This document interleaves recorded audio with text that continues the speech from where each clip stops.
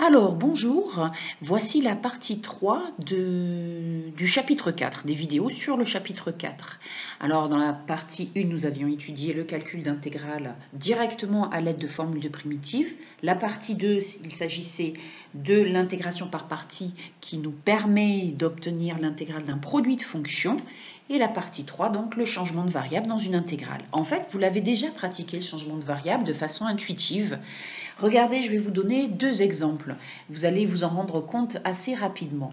Donc la première intégrale à calculer, c'est l'intégrale de 0 à pi de sinus x fois exponentielle de cosinus x.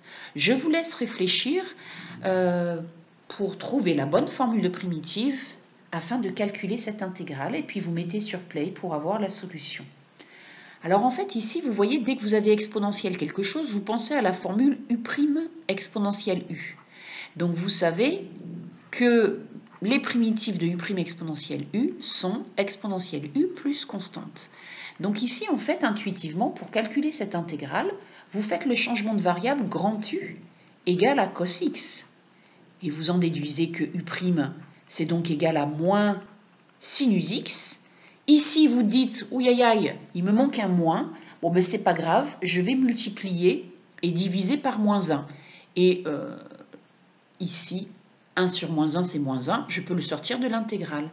Donc, notre intégrale grand I, que va-t-elle devenir? Eh bien, ça va devenir moins primitive de moins sinus x exponentielle cos x, c'est-à-dire exponentielle cos x, entre 0 et pi.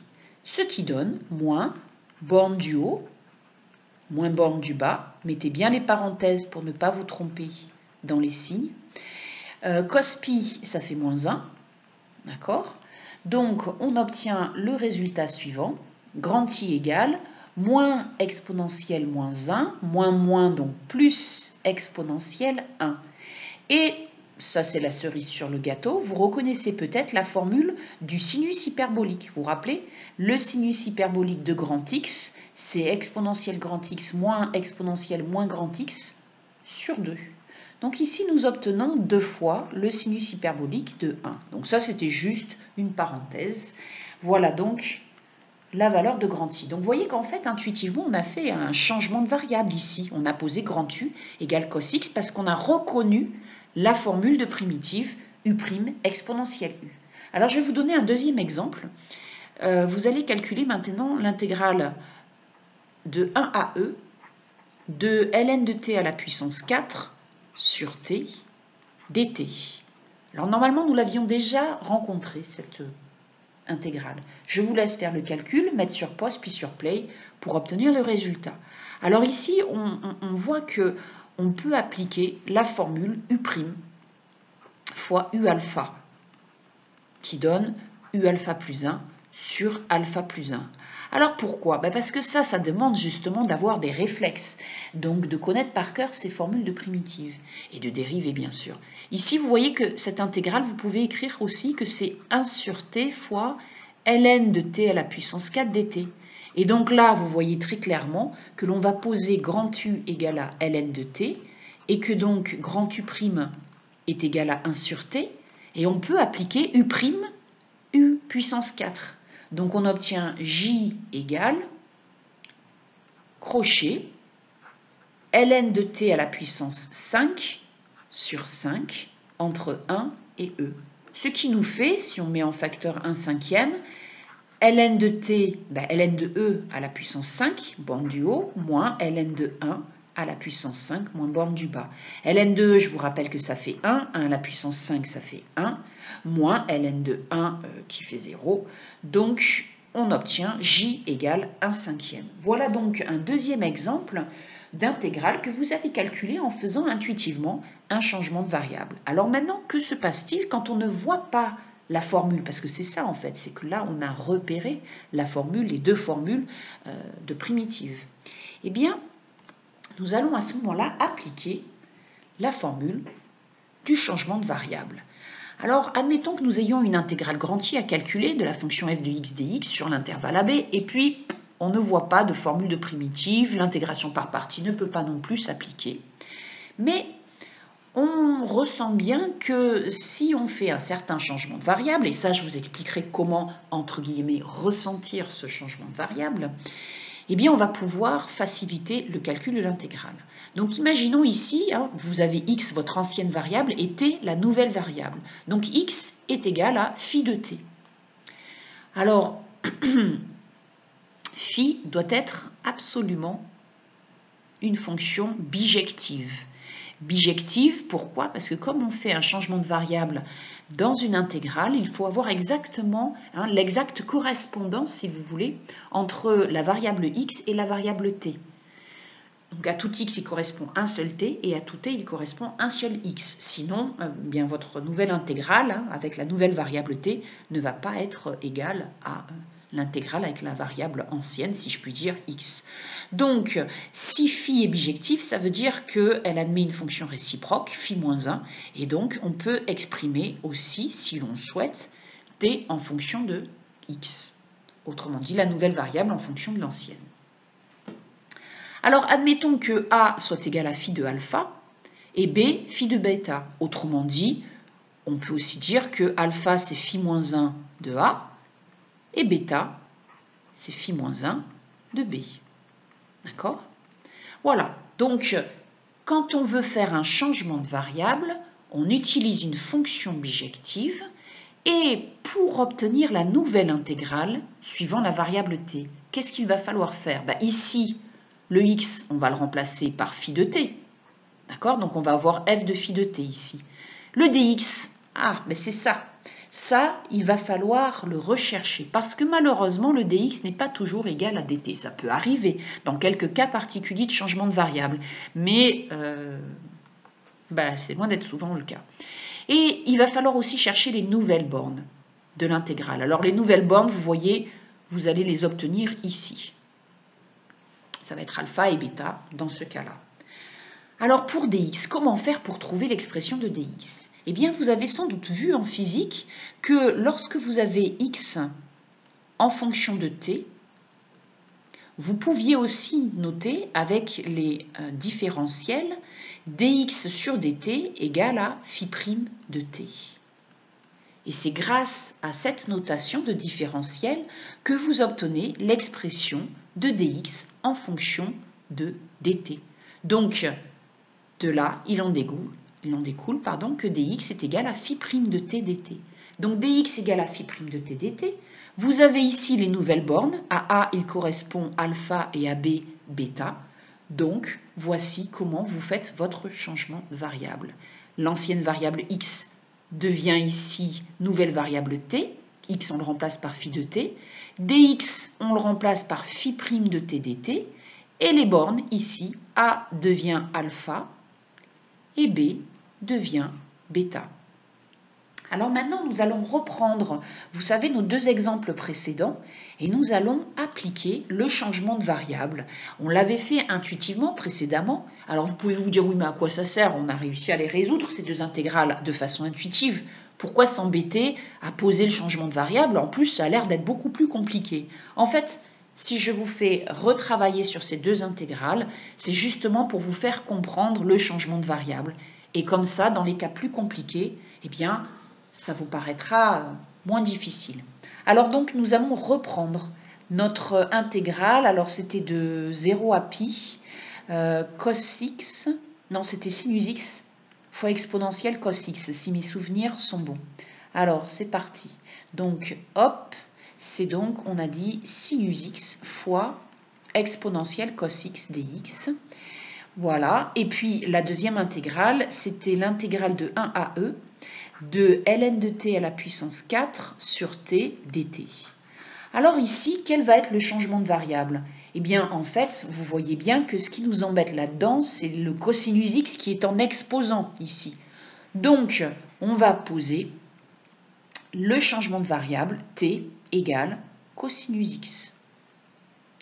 Et cosinus x sur l'intervalle 0π est bijective. Vous vous rappelez, il s'agit d'une fonction continue et strictement, si on trace la représentation graphique du cosinus entre 0 et π, strictement décroissante. Donc la fonction cosinus ici est bijective sur 0π et on va pouvoir appliquer la formule du changement de variable. Ici, pareil. Donc là, je vais quand même l'écrire, hein, qu'elle est bijective sur 0π. Donc, on peut appliquer notre formule du changement de variable. Ici, pareil. Qu'est-ce qui nous embête? C'est le ln de t qui est à la puissance 4. Ce n'est pas le 1 sur t, pas forcément. C'est le ln de t. Donc, on va poser x égale ln de t. OK? Et donc, maintenant, on s'assure qu'il s'agit bien d'un changement de variable pour calcul intégral. Donc, elle est bijective, cette fonction, sur R plus étoile. Vous savez que la fonction logarithme est strictement croissante et continue, et que sa fonction réciproque, eh bien, c'est exponentiel. Alors, allons-y, c'est parti. Donc, on va reprendre, vous pouvez mettre sur pause hein, et sur play pour faire ce calcul de changement de variable. Alors, donc on a dit, on avait sinus x fois exponentielle cos x dx entre 0 et pi. Donc on pose t égale cos x. D'accord? Alors, première chose, il faut chercher les nouvelles bornes d'intégration de la nouvelle variable t. Nous savons que x varie entre 0 et pi. Donc, à ce moment-là, on va en déduire les variations de t. t, c'est cos 0, puisque x égale à 0, d'accord, t égale cos 0, donc ça fait 1. Et ici, nous allons avoir t égale cos pi, c'est-à-dire moins 1. Donc, pour les bornes, ce n'est pas compliqué, il suffit d'appliquer le changement de variable. Alors maintenant, nous cherchons la relation entre dx et dt. Puisque je vous ai expliqué tout à l'heure que malheureusement dx n'est pas forcément égal à dt, sauf dans quelques cas particuliers de changement de variable. Alors pour trouver l'expression de dx en fonction de dt, on revient sur le changement de variable, t égale cos x. Donc on a t qui est exprimé en fonction de x. Donc on va dériver t par rapport à x. Et ça se note dt sur dx. Donc ça, c'est la dérivée de t par rapport à x. D'accord? Donc, c'est donc cos x prime. Ben ça fait moins sinus x. Ah mais alors, on va pouvoir obtenir l'expression de dt qui va être égale à moins sinus x dx. Alors maintenant, on regarde un petit peu notre intégrale ici avant d'effectuer notre changement de variable. Et puis, on se rend compte que justement, le sinus x dx, on l'a ici. Sinus x dx, il est là. Ah, il nous manque juste le moins. Bon, bah, ça veut dire que sinus x dx est égal à moins dt. Donc, sinus x dx, on va le remplacer par moins dt. Alors, on va l'écrire. Sinus x dx est égal à moins dt. Donc, il ne nous reste plus qu'à écrire l'intégrale avec la nouvelle variable, les nouvelles bornes et l'expression dx par rapport à dt. Donc, faites attention aux bornes. À 0, il correspond 1. Donc, en bas, on met 1. À pi, il correspond moins 1. Donc, en haut, on met moins 1. Même si on a la plus petite borne en haut, il ne faut pas que ce soit embêtant. Non, non. Il faut vraiment aller dans le même ordre que les bornes de x. Alors ensuite, sinus x dx, on le remplace par dt. Bon, le dt, on le met à la fin. Hein, on met toujours à la fin les d machin chose. Et exponentielle cos x, eh bien, c'est exponentielle et cos x, c'est t. D'accord? Donc, il faut bien ici voir ce qui est important. Ce qui est important, c'est le changement de variable, les nouvelles bornes de t et l'expression, la relation entre dx et dt. Et vous voyez que l'intégrale que l'on obtient à la fin est beaucoup plus simple. Donc ça fait primitive d'exponentielle t, ben c'est exponentielle t, entre 1 en bas et moins 1 en haut. Donc on obtient borne du haut moins borne du bas. Voilà, donc on retrouve bien le résultat précédent. Alors évidemment, hein, je le répète, ici c'est un exemple. On a réussi précédemment à résoudre très facilement, de façon intuitive, grâce aux formules de primitives, notre intégrale. Et ça nous a paru plus simple, ça a dû vous paraître plus simple, d'accord? Mais il faut quand même savoir utiliser cette technique ici que je vous montre, eh bien lorsqu'on ne voit pas de primitives. Et ça, par la suite, nous étudierons deux exemples où on ne voit pas les primitives et où on est bien obligé de faire quelque chose, donc un changement de variable comme je vous le montre ici. Alors la deuxième intégrale, on fait le deuxième exemple, histoire que ça rentre bien dans la tête, que la technique du changement de variable rentre bien dans la tête, d'accord?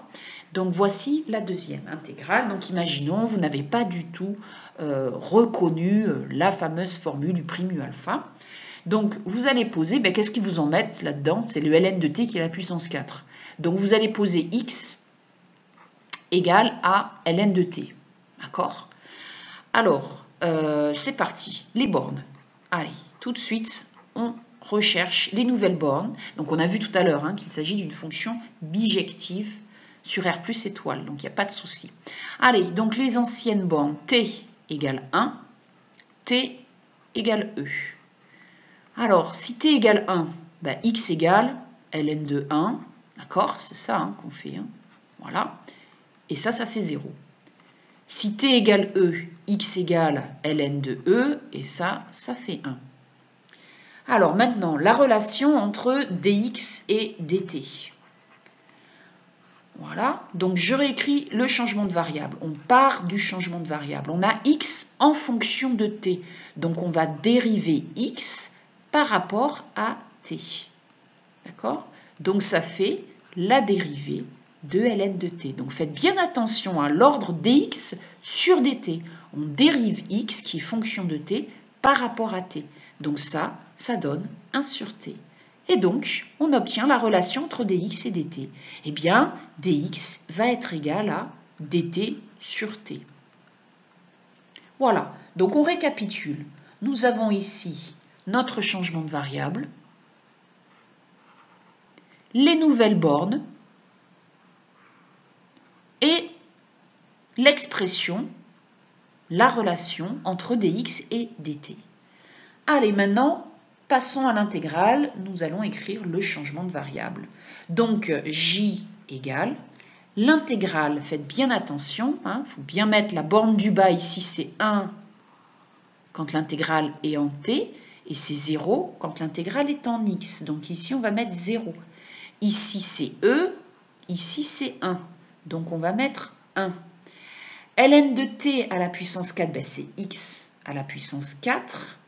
La relation entre dx et t, tiens, on remarque, là il faut prendre du recul, il ne faut pas trop foncer tête baissée. On remarque qu'en fait, vous voyez ici, que vous avez justement dt sur dt qui apparaît. Donc dt sur dt, eh bien vous le remplacez tout simplement par dx. Voilà. Donc ici, on n'a plus qu'à écrire dx et on obtient une fonction très simple à intégrer. Quand on fait un changement de variable, le but du jeu, c'est quand même ça, c'est que la nouvelle intégrale soit plus facile à calculer. Donc on peut sortir le 1/5 ici, le mettre en facteur, et ça fait x puissance 5 quand x égale à 1, donc ça fait 1 puissance 5, ça fait 1, moins 0, donc on obtient j égale à 1/5. Il s'agit bien du résultat obtenu précédemment avec la méthode intuitive quand on a reconnu la formule de primitive. Alors maintenant, nous allons étudier deux exemples dans lesquels on ne reconnaît pas de formule de primitive. Et on va poser un changement de variable. Alors, dans le premier exemple, je vais vous le donner parce que ce n'est pas évident quand même. Et dans le deuxième, eh bien, vous pourrez le rechercher. Alors, calculer l'intégrale de racine carrée de 1 moins x carré dx en utilisant le changement de variable x égale sinus t. Vous voyez, on ne voit pas trop le rapport entre la racine carrée du carré et une fonction trigonométrique. Eh bien si, vous allez voir que ça va très bien fonctionner. Alors déjà, avant de commencer, ici vous voyez qu'on n'a pas... on ne voit pas trop quelle primitive utiliser. Hein, c'est u' u alpha. Ouais, alors racine carrée, c'est u puissance 1 demi. Ok, ouais, mais il faudrait u' devant. Et u, c'est 1 moins x carré, ça serait 2x. Donc si on avait eu 2x fois racine carrée de 1 moins x carré, là, c'était bon, on pouvait. Mais là, non. Donc, voilà pourquoi on vous propose ce changement de variable, x égale sinus t, qui semble très étrange. Hein. Alors, attention. Première chose, les bornes. D'accord? Alors, x égale 0 et x égale 1. Comment faire? X égale 0. Ah, 0 égale sinus t. Attendez, et si on passait plutôt par le changement de variable réciproque? La fonction sinus, vous vous rappelez, elle est bijective sur quel intervalle? Elle est bijective sur l'intervalle moins pi sur 2, pi sur 2. D'accord? Je vous rappelle sa représentation graphique. Voilà, ça donne ceci. Sur moins pi sur 2, pi sur 2. Hop, voilà. Ici, on a moins 1. Et là, on a 1. Hop, voilà, ça c'est la fonction sinus. Ok? Donc elle est bijective sur moins pi sur 2, pi sur 2. Et sa fonction réciproque, c'est arcsinus. Donc ici, pour obtenir t, on va utiliser la fonction réciproque arcsinus de 0. Arcsinus de 0, l'unique angle entre moins pi sur 2 et pi sur 2 dont le sinus est égal à 0, ben c'est 0, hein, vous le voyez ici. Hein. Et pour 1, eh bien, t va être égal à arcsinus de 1. Et arcsinus de 1, l'unique angle entre moins pi sur 2 et pi sur 2 dont le sinus est égal à 1, eh bien, ça donne pi sur 2. Alors, les bornes, c'est fait. Maintenant, la relation entre dx et dt. Donc, pour cela, je vous rappelle, vous partez de x égale sinus t. D'accord? Vous avez x en fonction de t. Donc, vous allez dériver x par rapport à t. D'accord? Ça, je rappelle, c'est la dérivée de x par rapport à t. D'accord? Donc, ça donne la dérivée de sinus t. Et ça donne cosinus t. Ce qui nous permet donc d'obtenir dx égale cos t dt. Voilà. Donc, je récapitule. Nous avons ici notre changement de variable, x égale sinus t. Ensuite, les nouvelles bornes de 0 à pi sur 2. Et pour finir, l'expression de dx en fonction de t dt. Allez, c'est parti pour le changement de variable. Alors, ça donne i, on va l'appeler i, d'accord? On ne lui avait pas donné de nom, on va lui donner le nom i. Donc, i égale l'intégrale. Alors, attention, elle est dans le bon ordre. Hein. Donc, à 0, en bas, il correspond 0 en bas. À 1 qui est en bas, il correspond pi sur 2. Pardon, je recommence. À 1 qui est en haut, il correspond pi sur 2 en haut également. Racine carrée de 1 moins x carré, ben x c'est sinus t, donc sinus t au carré, et dx, eh ben dx on le remplace par cosinus t dt, tout simplement. Et voilà. Alors c'est sûr que quand on regarde ça, on se dit, oh là là, ça a l'air plus compliqué. Oui, mais vous vous rappelez que certaines formules trigonométriques devraient vous rappeler à leur bon souvenir. 1 moins sinus carré de t, c'est cos carré de t. D'accord? Et ça, on a donc la racine carrée de cos carré de t. Alors attention, attention, hein. Racine carrée de x au carré, je vous rappelle, c'est pas x, c'est valeur absolue de x. Autrement dit, c'est x si x est positif, et c'est l'opposé de x si x est négatif. Donc ici, nous allons obtenir la valeur absolue de cos t. Alors, quel est le signe de cosinus t? Pour savoir comment enlever les valeurs absolues. Alors, n'oubliez pas qu'on travaille sur l'intervalle 0, pi sur 2. Alors, le cercle trigonométrique sur 0, pi sur 2, voilà, on prend un angle θ, et le cosinus de θ, il est ici. Donc, sur 0 pi sur 2, le cosinus de θ, il est positif.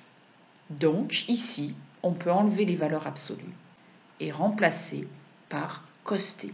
Tout ça parce que cosinus de t est positif. Alors, dans tout cet embrouillamini là, c'est parti. On va calculer notre cosinus, notre intégrale. Allez, plus trop de place là. Donc, I égale intégrale de 0 à pi sur 2.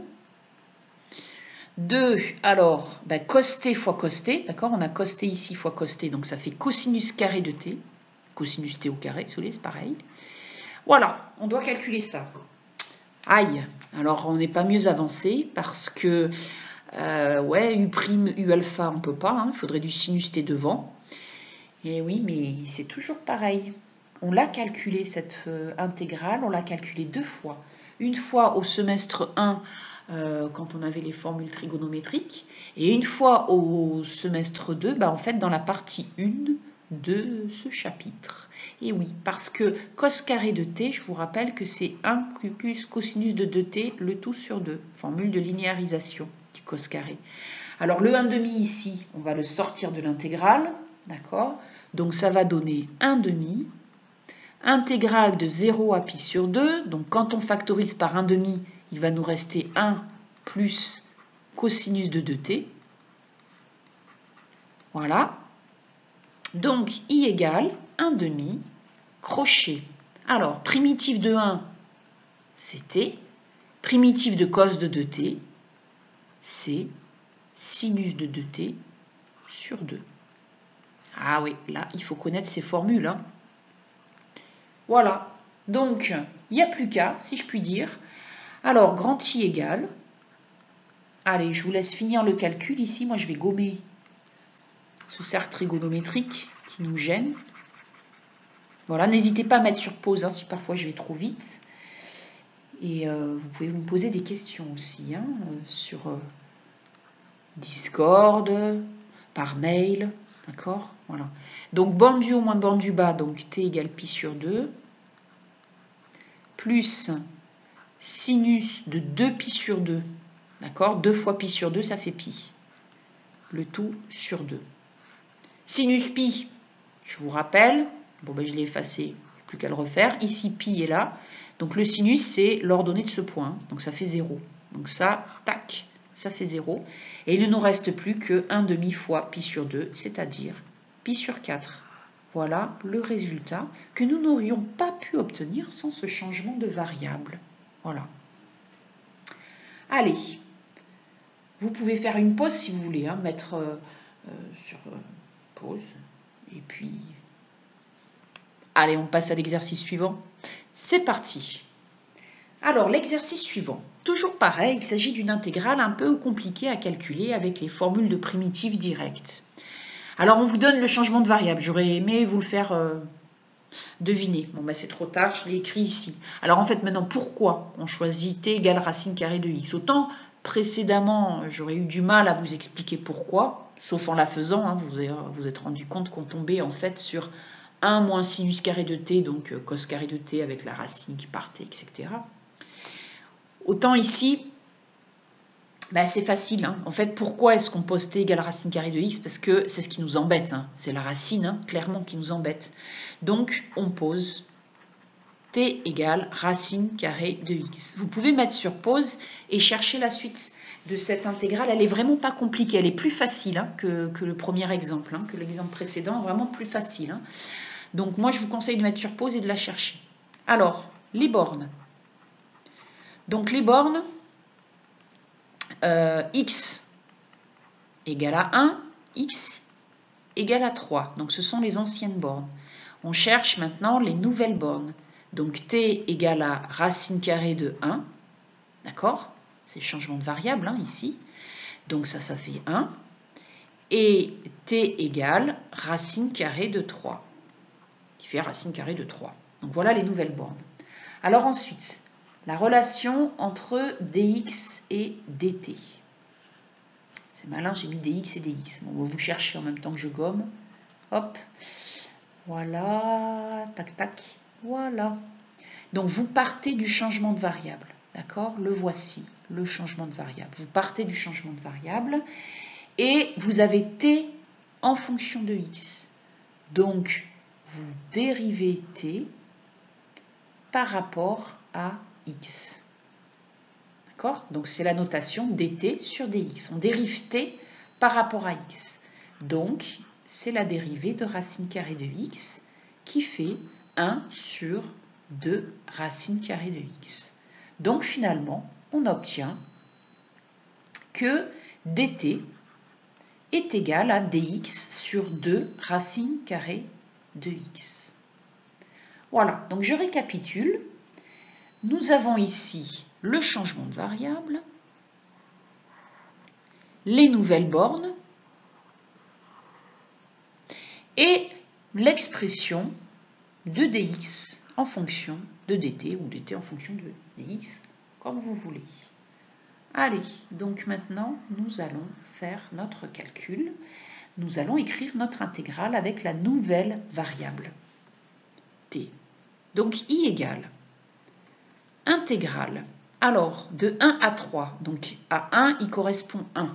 Donc en bas, on met 1. À 3, en bas, en haut, décidément, il correspond racine de 3. En haut, donc, voilà. Alors ensuite, tac, tac, tac, dx, on va le remplacer par quoi? Ah, alors en fait, là, il y a deux façons de faire. Il y a deux méthodes. Alors, je vais écrire où ça? Ici. Méthode 1. D'accord? Soit vous prenez suffisamment de recul par rapport à votre intégrale et vous voyez qu'ici, alors ici, dans l'intégrale, tac, ici, vous voyez dans l'intégrale, vous avez dx sur racine carrée de x. Donc du coup, dx sur racine carrée de x, eh bien, vous pouvez le remplacer par, je me méfie, oui, ça a bien pris la couleur, donc dx sur racine carrée de x, vous pouvez le remplacer directement, regardez, par 2 fois dt, d'accord? Le 2, on le passe de l'autre côté, donc 2 fois dt. Voilà. Ok, donc à ce moment-là, ici, bah, vous avez 2 dt sur, et après, bah, x,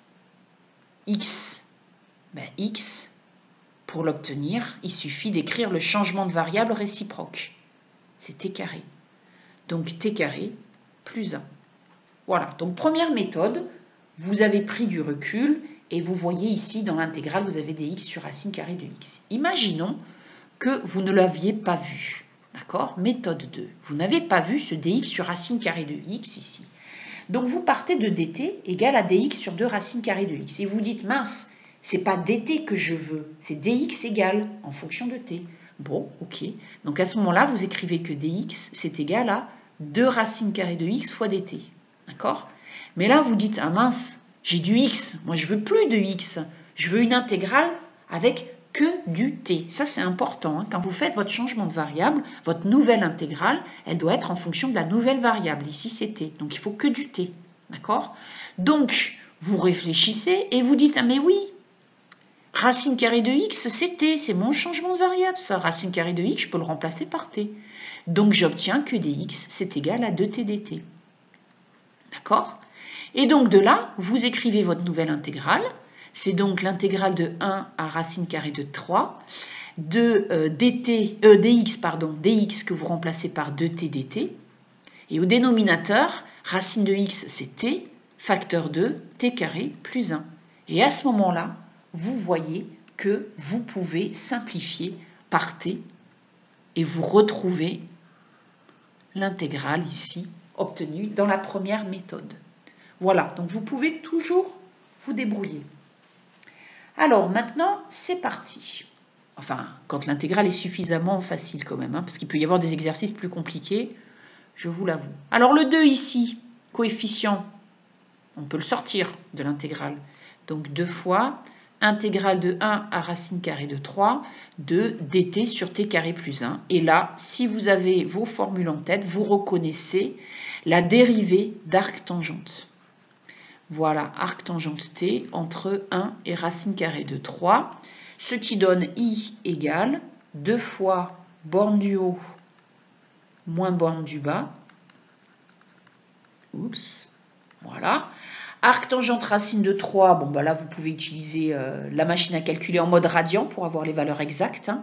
Donc ça fait pi sur 3. Et là, pi sur 4. Donc ce qui donne 4 pi sur 12 moins 3 pi sur 12. D'accord? Donc ça fait pi sur 12 fois 2, ça fait pi sur 6. Voilà le résultat.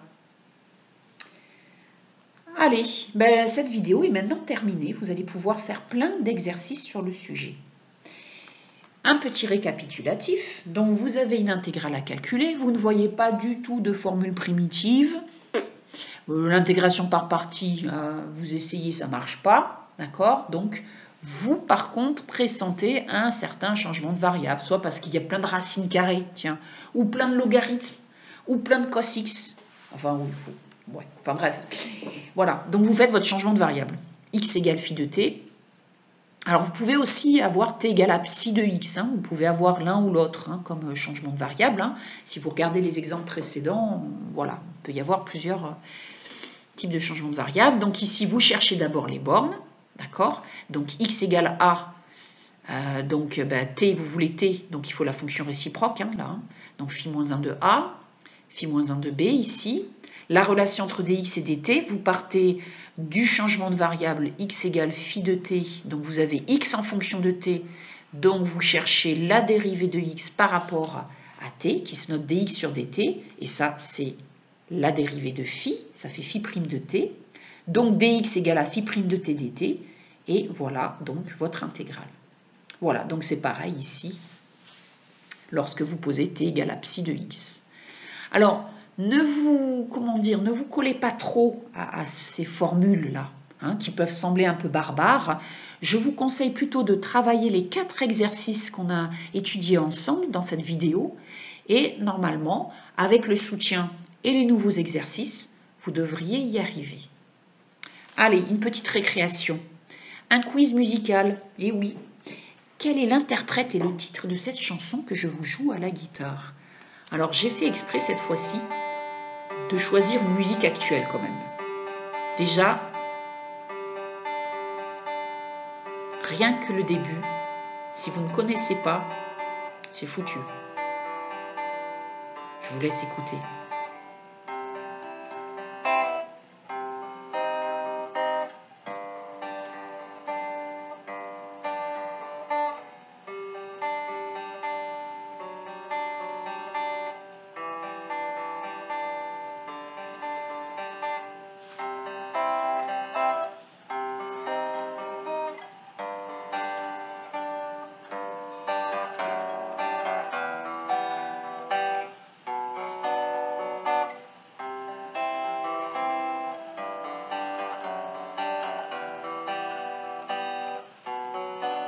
Voilà, bon c'est un petit peu long tout ça. Allez, je vous souhaite une bonne journée et puis travaillez bien le soutien et les exercices qui viendront la semaine prochaine. Bonne journée, au revoir.